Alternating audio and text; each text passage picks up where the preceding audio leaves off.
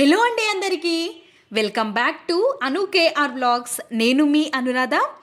Evening టైంలో రుచిగా తినాలి అనిపిస్తే ఇలాంటి స్నాక్ రెసిపీని తప్పకుండా ట్రై చేయండి. చాలా చాలా బాగుంటుంది. రుచి అమోఘం అంతే.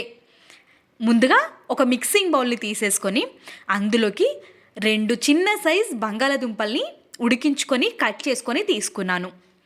ఇప్పుడు ఇందులోకి ఒక చిన్న సైజ్ ఉల్లిపాయ ముక్కల్ని, ఒక పచ్చిమిర్చి ముక్కల్ని, ఒక చిన్న సైజ్ క్యాప్సికమ్ ముక్కని కూడా యాడ్ చేసేసుకొని కొత్తిమీర తరుగుని కూడా యాడ్ చేసుకోవాలి.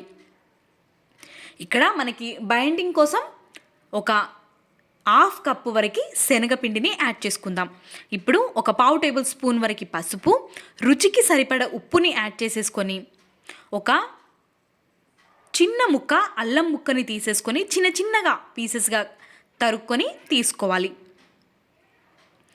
ఇప్పుడు ఇందులోకి ఒక 1/2 టేబుల్ స్పూన్ వరకు జీలకర్రని కూడా యాడ్ చేసేసుకొని ఈ విధంగా స్మాష్ చేస్తూ మంచిగా ప్రెస్ చేస్తూ మొత్తం పిండిని ఆలులని మొత్తం మిక్స్ అయ్యే వరకు కలుపుకోవాలి. వాటర్ వేయాల్సిన అవసరం లేదు ఇందులోకి. ఇప్పుడు ఈ విధంగా కలిపేసుకొని పక్కకు పెట్టుకొని ఒక చిన్న గిన్నెని తీసుకొని అందులోకి 2 టేబుల్ స్పూన్స్ వరకు మైదా పిండిని కానీ గోధుమ పిండిని కానీ యాడ్ చేసుకోవాలి.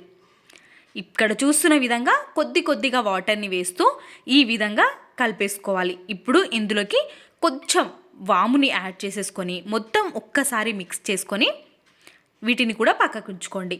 ఇప్పుడు మనం చేసుకున్న ఆలు మిక్స్ని ఈ విధంగా ఇక్కడ చూపిస్తున్న విధంగా ప్రెస్ చేసుకొని ఈ విధంగా రౌండ్ షేప్లో చేసేసుకొని మొత్తం అన్నిటినీ ఒకేసారి చేసేసుకొని కూడా తీసుకోవచ్చు.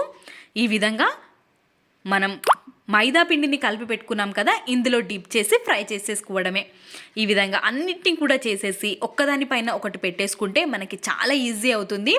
టేస్ట్ అయితే చాలా చాలా బాగుంటుంది. ఒక్కసారి ట్రై చేయండి, రుచి మర్చిపోరు అంతే.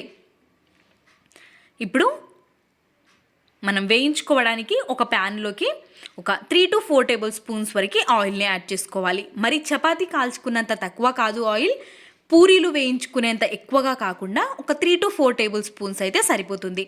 ఇక్కడ చూసారా, పిండిలో డిప్ చేసుకున్న ఈ ముద్దల్ని మనం ఒక్కటొక్కటిగా ఈ విధంగా వేసేసుకోవడమే. ఆయిల్ కూడా మరి ఎక్కువగా ఏమీ పీల్చదు. ఈ విధంగా వేసేసుకొని మనం మధ్యలో మధ్యలో చూస్తూ టర్న్ చేసుకొని కాల్చుకోవడమే. మరి హై ఫ్లేమ్లో పెట్టకుండా మీడియం ఫ్లేమ్లో పెట్టుకొని కాల్చుకుంటే లోపల కూడా మొత్తం వేగుతుంది. ఈ విధంగా చూసారా, ఒక్కటొక్కటిగా టర్న్ చేస్తూ కాల్చుకుంటే చెయ్యడం కూడా చాలా చాలా ఈజీ, చాలా తొందరగానే అయిపోతుంది ఈ రెసిపీ. కాబట్టి తప్పకుండా ట్రై చేయండి. మీకు ఎలా కుదిరిందో మీ వాల్యుబుల్ ఫీడ్బ్యాక్ని కమెంట్ సెక్షన్లో నాతో షేర్ చేసుకోవడం అస్సలు మర్చిపోవద్దు. చూడడానికే కాదు, తినడానికి కూడా రుచి కూడా చాలా చాలా బాగుంటుంది. కాబట్టి తప్పకుండా ట్రై చేయండి. ఇలాంటి మరెన్నో రెసిపీస్ లింక్స్ అనేవి నేను డిస్క్రిప్షన్లో ఇస్తాను, ఒక్కసారి చెక్ చేయండి. మీకు నచ్చితే ఖచ్చితంగా అను కేఆర్ వ్లాగ్స్ ఛానల్ని ఫాలో అయిపోండి. Thanks for watching. Bye bye.